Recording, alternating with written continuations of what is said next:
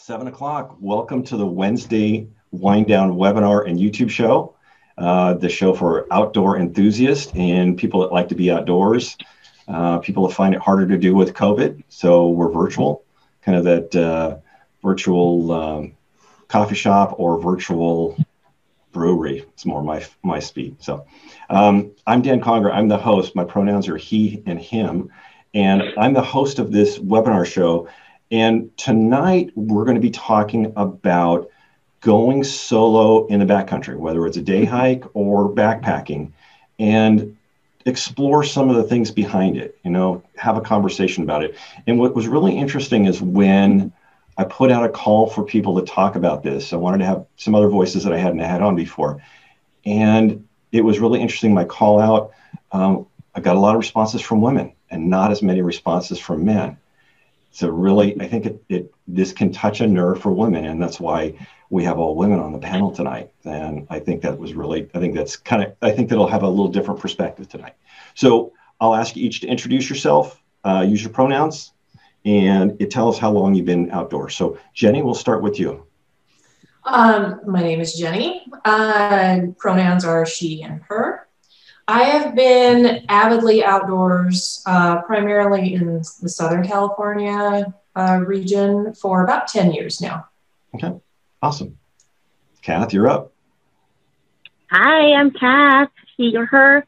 I've only been backpacking for 2.5 years. So I still have a long way to go, but it's fun. Just being here in Southern California. Awesome. And Stephanie. Hi, my name's Stephanie Mayo, she, her, hers. And I've been hiking and camping pretty much since grade school. Really enjoyed it, take a break. And then when I moved to Southern California from Toronto, Canada, I found a course here and I basically fell in love with hiking, camping, and backpacking. And that was back in 2006. Awesome. Thank you. Oh, and I forgot to say how long I've been doing it. I think I go back to college. I did it, and then back to Boy Scouts. So I probably, if I add it up, it's going to make me feel really old, but off and on, super consistent for the last 10, 12 years. So very, very consistent on that one. So we've got a range of experiences here. And I think that was kind of important for the makeup tonight, right? So it's not just people that are like, solid outdoors people, but we've got people that are all across the whole gamut. So I think the first thing I wanted to start off talking about was, why would people want to go out in the wilderness by themselves? So Jenny, why do you want to go outdoors by yourself? I love it. I do enjoy my primary interest right now is day hiking. So I do a lot of day hiking around San Diego County. Solo hiking for me is where I find my Zen space and clear my head and can get out there. And there's just something really nice about being out there and being able to stop and watch the view or animals or what have you, and not be on anybody else's time frame, and just kind of enjoying all that silence with all the noise we have nowadays bombarding us from all of our technology and everything. It's nice to be out there and not hear anything. So external noise, but it could also be internal noise. Exactly. Yeah. Exactly. Yes. Very good point. A little bit of both. Okay, cool. Kath, how about you? Why do you go? 2 reasons. Well, I pretty much hike, car camp, or backpack by myself recently. First is the flexibility. I don't have to deal with chronically late people. We're talking about 2-3 hours late each time for a couple of years. And I'm not a big fan of setting up the tent or eating dinner late in the evening in the dark. So yeah, the flexibility, the schedule, I can wake up whenever, start whenever, and decide to camp whenever. And then second is the solitude. You're out in nature, you want to enjoy, when you're by yourself, you don't have to deal with the fuss and the drama of other people. And then I can eat whatever I want without other people's comment. So at the end of the day, I want to eat in the camp, watching the sunset with my carbs and whatever I want to eat without any comment from other people. But you take the best food. Oh my goodness. It's like, I'd be eating rice and beans and chips. It's like, you got a 5-course meal there. I'm impressed. So. He just doesn't want you to steal it. That's why. Oh, okay. But yeah, that's the main thing, the flexibility and the solitude of being there, like by yourself. It's more of a peace of mind, calm trip, and yeah. And Stephanie, why do you go? Well, actually, I'm going to be on the flip side of that. I really did not encourage people for the longest time to hike solo for safety precautions. But recently, in the last 4 years, I've been hiking a lot more by myself. And really, that's because of schedule. It's because I have the time to go. And also, I live in a great location that if I want to go hiking now, I can go right now at this moment and I can go for a hike. And that's great. Like, I don't have to rely on anybody else. Like Kat said, I don't have to wait for anybody, but actually usually they're waiting for me. So, and I can go at my own pace and I don't have to go slower. Like if I want to go up the mountain fast and come down and I don't want to sit at the top and have like a long talk and a 20-minute break and chit chat, I don't have to. I can go and I can decide which route I want to take and how fast I want to do that route. So like Kat said, it's really about the flexibility. I really also do enjoy hiking with other people and going and exploring with other people. And I really enjoy sharing what I've found and discovered with other people. So I like that balance between the two. So, and I kind of pull from all of you on some of the reasons. I go for flexibility. I go for a couple other reasons, but I think one of my big reasons that I sometimes go solo, and lately it's been day hikes. I haven't gone on a solo backpack for a little while. I think I want to go back out again and do that again. One of the reasons I go solo day hiking is for exploring. So one of the things I really enjoy is finding, does this trail connect to that? There's an overgrown Jeep road and there's going to be bushes and there's going to be ticks and thorns and stickers and nasty, ugly stuff. But I want to know. And it's hard to find another nut job that wants to do that with me and a nut job that will go on the same schedule as me. Now I have other friends that like to explore, but they don't always necessarily want to do that. So there is that mix. So now that we've kind of got some purpose on that one, the why, Stephanie, I want to come back to the thing that you had said that you had discouraged that for the longest time. I'm not doing it. So let's just kind of say, is it smart? Is this a safe thing to do? And Stephanie, let's start off with you. What's your thoughts on, is it smart? Is it safe to go solo? I think the more knowledge you have, the better. So I don't recommend that people who are very inexperienced with hiking go out on their own. I recommend that they go with other people and they start to learn things, like learn how to read a map, learn how to use your compass, learn how to know where you are on the trail, learn about how do you get a permit, learn first aid, learn what to do in case of an emergency, learn what to do, how to read the weather and what's important with weather patterns, and to communicate with other people about where you're going and what you're doing. I think for myself, the biggest fear that I would have is that I would get injured and possibly be unconscious and not be able to get help for myself. Sure. I think things have changed a little bit over the years, especially with the Garmin InReach, so that you can communicate if you are conscious. But if you are injured badly and your mind's just not in it, what happens then? And I think that's why I discouraged people in the past from hiking solo. And maybe that's why I didn't go hiking solo, was because I didn't have the knowledge. So I think once you go more, the more you go, the more information you gather, the more comfortable you are. Are you taking a risk? Yes. Every time you go out hiking, but guess what? You take a risk going to the grocery store. Right. So it's just, where do you want to take it, right? So then, Jenny, a question for you about that risk aspect is, how do you consider the risk factor on a particular event that you're going to go on a particular hike or a camping trip? Do you consider that this is more risky or less risky? Is that something that goes through your mind?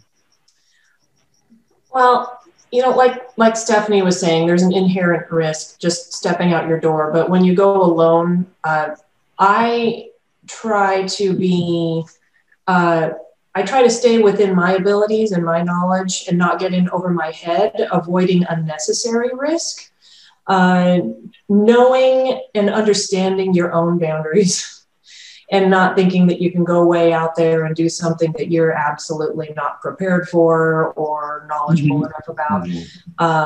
I plan my day hikes very carefully for where I'm going to go, when I'm going to go, who knows when I'm going. It's all pre-planned because like Stephanie said, again, injury is a big one. That's something that you want to be mindful of as far as taking unnecessary risk too, because if you're out there alone, that's the last thing you want to happen is injury. So now you mentioned planning a trip. So let's talk about planning a trip. So Catherine, when you go out on an adventure by yourself, tell us a little bit about some of the planning considerations that you put into your trip before you go, while you're still at home, right? That's an interesting question, because today during my lunch break, I was actually planning my year. And I was scrolling online. I'm like, when you're stressed out, what do you do? Plan a trip. So I'm like, I'm trying to look for a route or a trail that's not too strenuous for me. Like first, I know my capability. So, you know, is it a moderate? Is it too steep? You know, and then how is the traffic on the trail? Of course, I'm still going to choose a moderate traffic. I don't like crowded trails. And of course, I still don't want the less traveled trails. So I still want people to be, and I still want to be encountering people. So that's part of my first planning, like choosing the route. And then, you know, all the planning, like making my itinerary. I send it to my friend. I have a spreadsheet of everything, all the gears that I have, even down to what color of backpack and clothes that I'm going to be wearing each day. Nice. So, and like what Stephanie too, I know you do that, take a picture of, you know, what you're wearing. And most of my gears are actually bright colors, particularly orange. So just in case, I'm easily spotted. So, what else? Yeah. And I send it to my friends. My estimated time of arrival each day. And then when I leave the camp and I get back to camp, I send them a message with my, I make sure I have my Garmin. That's the first thing that I promise before going on any solo trip. I won't go unless I have my InReach. Yeah. So it's a peace of mind for me and my loved ones. So. We'll talk about equipment in just a second, but what you just said on letting someone know where you're going, your itinerary, and then when you're due back, and then having somebody that will do something about it when you aren't back, or if you aren't back, those are critical. And then closing the loop and letting them know you're back. Those are really important. So I do a lot of day hiking by myself, and my trip planning might be simpler than that. Well, especially if it's a day hike, it's maybe not as complex. So it might be a foot in a field with a bookmark and a note saying, this is where I'm going. This is when I'm due back. Here's the emergency contact. And if I get to the trailhead and the conditions are bad and I decide that maybe there's a marathon going through the state park, I'm like, oh, I don't want to be here, so I'm going to go over here.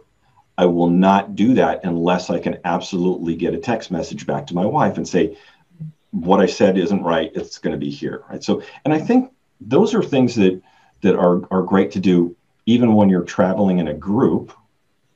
And these are, I think when I planned this webinar, I realized, well, this is nothing to do, that's nothing unique to women. This is unique. This is for everybody in the outdoors. It's just a smart thing to do. And I think this applies to everybody. So yeah, I think trip planning is really important. The other one is easing into it, right? So now how many of you, the first trip that you did after you learned how to backpack, you're like, man, I'm going out, and you went out by yourself? Did anyone want to do that? No. And from Stephanie's point, it doesn't sound like that's something that we would recommend. It's something we would advise against, I think. Yeah. So any other thoughts on trip planning? I think also, like, just like when you're planning any trip, whether it's by yourself or with a group, you want to ensure that you have your extra food, extra water, you know, all the clothing. You're looking at all your 10 essentials. So that all happens in trip planning. But also, you know, the weather report. What's the weather going to look like where I'm going? What happens if there's a fire in the area? What are my other exit routes, right? If is there cell phone service where I'm going? Is there no cell phone service? Things like that. Like, I would also look at those things when I'm planning. I like that. And also, like, alternate campgrounds or alternate camping spots, because just because you're going to an area that may have dispersed camping, there could be a group of 20 Boy Scouts there. When you get there, you're like, there's no way I'm staying here. I need to hike an extra 2 miles. So have those alternate spots already picked out beforehand. So when you get there, it's not like, panic, where am I going to camp now? And then know where your water sources are and if water is running. So check in with the ranger station. Also check in if there's been any, you know, if you're going into bear country, what's happening with the bears. If you're going into an area with mountain lions, be prepared for the animals that you're going to encounter. You might never see them. I carried that bear canister all through national parks, and I'm still waiting to see my bear because I had to carry that canister. So I guess, you know, I look at the bear canister as, I want to see a bear. That's but not when I'm by paying. It's myself. my ticket I bought. Yeah. Well, so for everybody that's watching, we're halfway through. So if you get questions, put them either in the chat or the Q&A, and we'll catch them at the end. And for you three, we're halfway through. So we're looking pretty good on our pace. So Stephanie's almost just kind of teed up this equipment aspect of it. So let's talk about equipment. So I'm going to start off with the easy one. Everybody should be carrying the 10 essentials. And if you don't know the 10 essentials, we talked about them in the last one.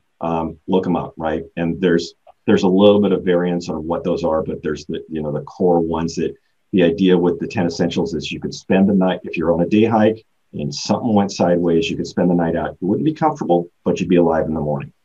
So what are... And you really need to know what to, sorry, Dan, you really need to know what to do with the 10 essentials too. Like, it's great you have a first aid kit, but if you don't know what to do with a first aid kit.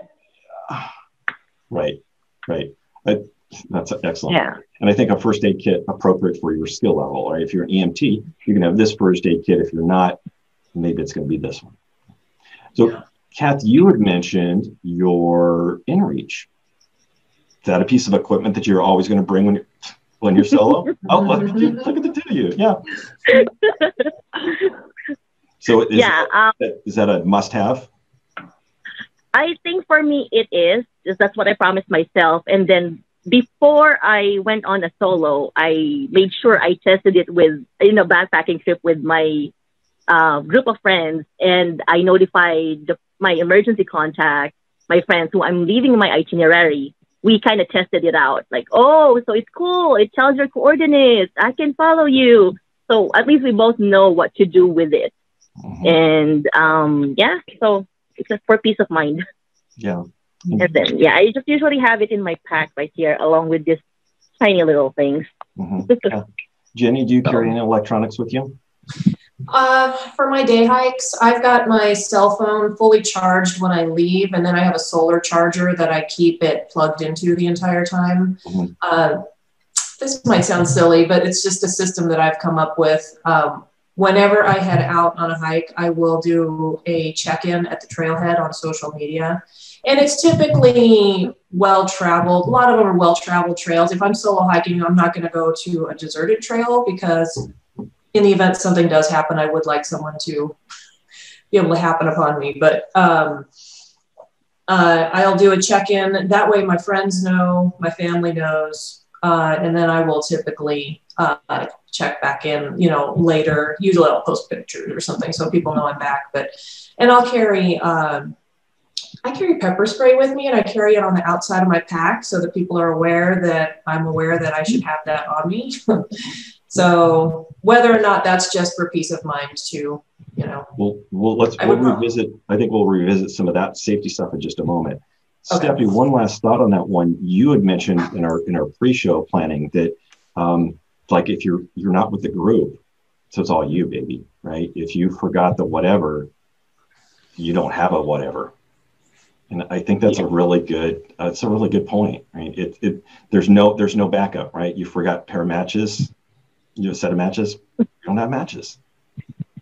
So when I go out on a group backpack, like for a week, I figured out that I can get away with a small fuel canister. I know I'm running the ragged edge every so often. I haven't run out of fuel on a week-long trip in a long time. But if I did, I could mooch off my friends. Yeah. You're solo, right? You can't, there's no mooching.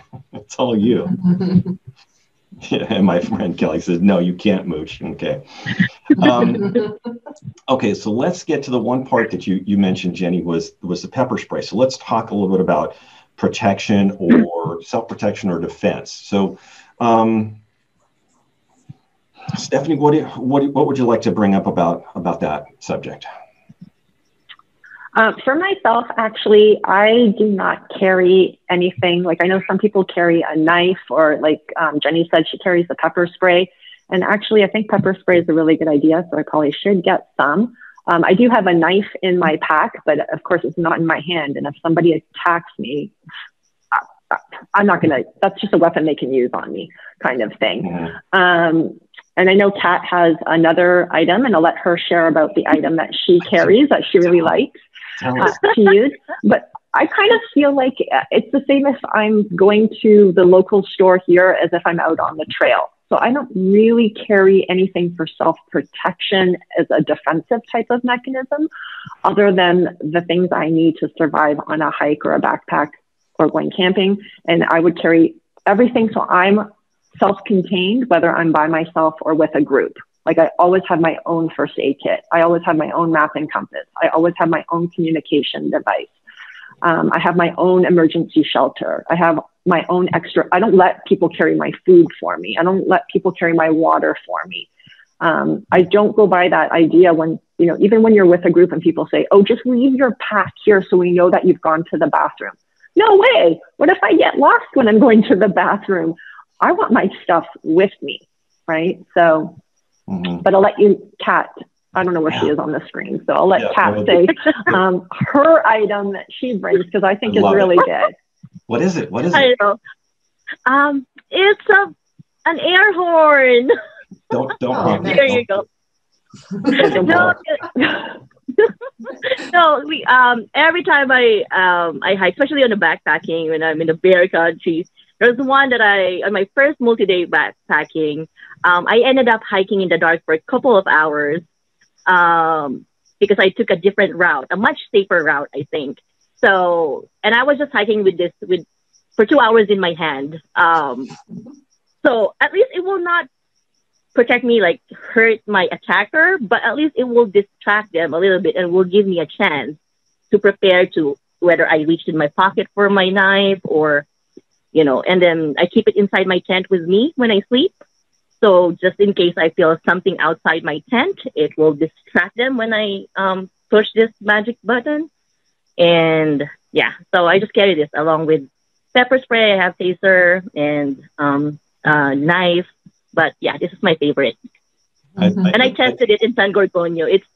It's loud. It hurt my ears. So I know it works.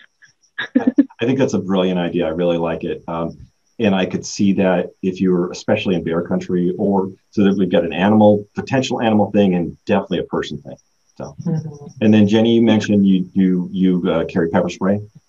Pepper spray, visible right on my pack. And it's easy. I've put it somewhere where I can just like grab it. But who knows when the occasion would come for me to need it, but it's there and people see that I'm also wearing it. I've actually been toying with the idea of bear spray just because it has a further reach. But they're a little bigger. I don't know if that's necessary on Iron Mountain, but. So I think that's being aware of that, right? I think that's part of it, is just the awareness. Now, Stephanie, you had brought up something earlier. Stephanie, are you out here by yourself? Oh, yeah. Oh, no. Yeah. We're always like somebody, I'm meeting my friend up ahead, or my friends are just behind me. Never by yourself, right? Yeah. So just straight out not lying. Yeah, Mm-hmm. I think that's a really smart move.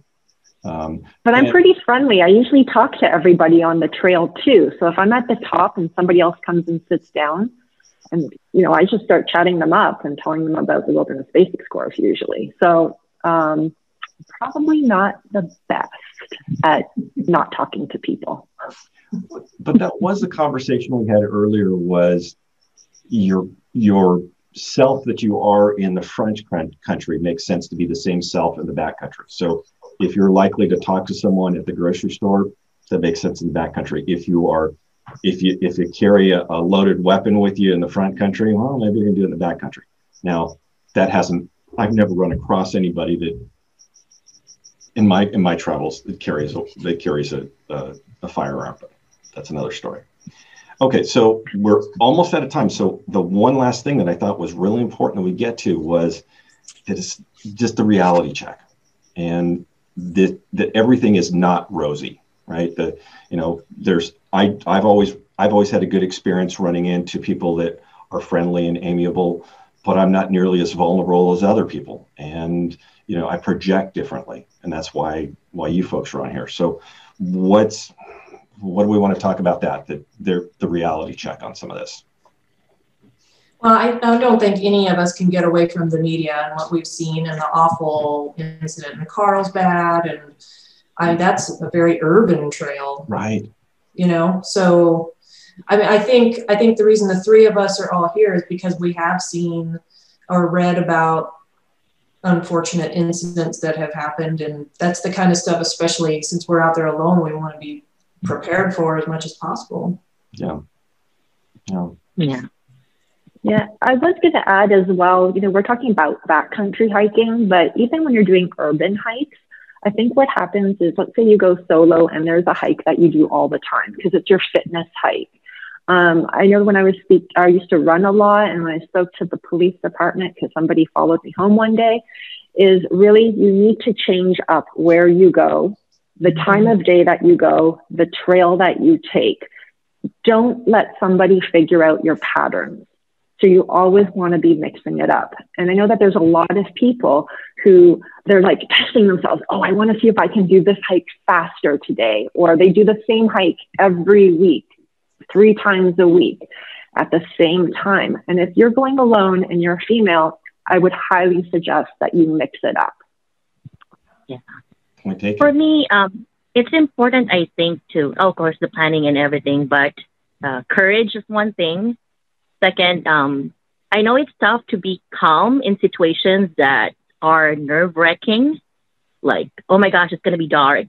I'm still out here. Like, try to be calm and try to be objective, because if you're going to let fear rule over you, it's tough to make a decision or any choices. Mm-hmm. And that's basically whether you're in the backcountry or in the city. So, just try to stay calm and be objective whenever you feel nervous or put in a situation that you need to make tough choices. Okay, awesome. And I think what's really interesting about this topic is we're kind of closing out with things that are more of a concern for women, but I think they're also a concern for anybody that's going to be vulnerable. Anybody, maybe you're queer, maybe you're of just smaller stature, maybe you just don't have that self-confidence. These are all things. It doesn't really matter why you, if there's a perceived or real, or if it's just because I can't see it doesn't mean that it doesn't exist. Because this popped in my head for just a moment. Someone brought up this subject and like, oh, don't be afraid then. I'm like, oh, okay, no. Here I am in my head. I'm telling someone, well, Kat, don't be afraid, because I'm okay. It's like, yeah, that's the way I see the world, and that's what. So anyway, I think this applies to so many different people, and I want to take a moment and just thank all three of you for the prep and for sharing your thoughts on this one, because I think this is important, and if nothing else, if it helps people feel a little bit more comfortable going solo, or maybe toying with it, maybe ease into it, that's a wonderful thing. So thank you all for sharing your opinions on this. I appreciate it. Thanks for having me here. For having us. Yeah. So next week, I'm going to do my first webinar, and it's going to be on a featured trail. So Dante and I hiked the Woodson Freikogel Loop, and we have some footage of it, and we're going to kind of do a little narration on it. The goal is to do if you just want to know about the trail, first 5 minutes, get what you need to know, and then we'll do our rest of our information about the trail, and then we'll have a map ready. So I'm going to try doing that as a regular feature. So with that, we're going to call it a night. The half an hour always goes by quick. So thanks again for tuning in. Thanks you three for joining up. I appreciate y'all. Awesome. Happy trails. Thank you. Happy trails. Bye. Take care.